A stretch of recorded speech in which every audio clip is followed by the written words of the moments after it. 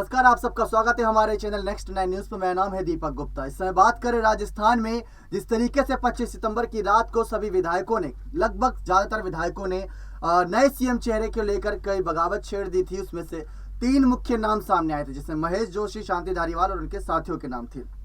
लेकिन अब सोनिया गांधी के सामने यही विधायक बेबस नजर आ रहे हैं और जिस तरीके से तमाम खबरें सामने आ रही हैं कि यही विधायक, तीनों विधायक दिल्ली पहुंचे हैं। बताया जा रहा है दिल्ली किसी और काम से पहुंचे हैं। जो बैठक होनी है आईसीसी की, वहां पर बताया गया है कि किसी और काम से पहुंचे, लेकिन अचानक तीनों का दिल्ली पहुंचना एक साथ, वो भी इस बात की ओर गौर करता है कि कहीं ना कहीं कुछ ना कुछ खिचड़ी पकती नजर आ रही है। सवाल कई सारे हैं और इन्हीं सवालों के बीच यहाँ पर आपको जानकारी देते चले। जो कारण बताओ नोटिस दिया गया था तीनों को, उन तीनों ने ही यहाँ पर जवाब दे दिया है। दरअसल यहाँ पर खबरें सामने आई थी कि तीनों ने ही चुप्पी साधे रखी थी और सोनिया गांधी के मामले पर खुलकर कुछ भी नहीं बोल रहे थे। तो यहाँ पर आपको जानकारी दे दें कि अब इन्होंने चुप्पी तोड़ी और यहाँ पर जानकारी जो सामने आई उसके हिसाब से बता दें कि तीनों में से किसी एक को नोटिस लेट मिला था, जिसमें किसी एक का नाम बताएं तो धर्मेंद्र राठौर को और शांति धारीवाल को समय पर नोटिस मिल गया था।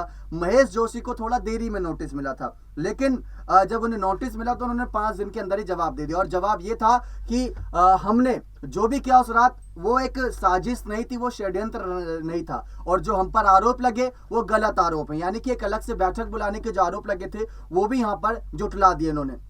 तो सोनिया गांधी यानी आला कमान के सामने बेबस नजर आ रहे हैं और कहा जाता है कि ये तीनों ही विधायक कहीं ना कहीं गहलोत खेमे के करीबी हैं और गहलोत खेमे के करीबी होने की वजह से इन तीनों विधायकों ने पायलट के खिलाफ आवाज उठाई थी और उन सभी विधायकों को अपने आवास पर इकट्ठा कर सभी का इस्तीफा एक साथ करवाया था। तो ये सारी जानकारी सामने आई। लेकिन अब आला कमान से अगर मुलाकात होती है तो क्या और हकीकत सामने आती है यहाँ पर? क्या गहलोत का नाम भी सामने आएगा? क्या गहलोत ने उस रात यहाँ पर कहीं ना कहीं सभी षड्यंत्र रचे थे? जोशी ने आरोपों को खारिज किया, पर्यवेक्षक ने जारी किए थे तीनों को नोटिस और बैठक बुलाई गई थी एक अलग से, उसको लेकर यहाँ पर तमाम जानकारियां सामने आई। तो अब ये तीनों ही यहाँ पर विधायक लगातार कोशिश कर रहे हैं कि आला कमान कुछ कठोर फैसला इनके खिलाफ ना सुना दे। दरअसल ये फैसला इस वजह से बनता है क्योंकि आला कमान जो है वो नाराज थे, क्योंकि उस रात बैठक आराम से हो सकती थी, लेकिन गहलोत खेमे की एक अलग से बैठक हुई थी और उसने फिर फैसला लिया कि सीएम चेहरा हम बदलेंगे नहीं। ये सारी जब जानकारियां सामने आई तो हर कोई दंग था। लेकिन इसके बाद जो हकीकत सामने आई वो ये थी कि ये सब चाहते थे कि पायलट यहाँ पर आगे ना आए, लेकिन इसके बाद हकीकत धीरे धीरे करके सामने आई और महेश जोशी ने खुलासा किया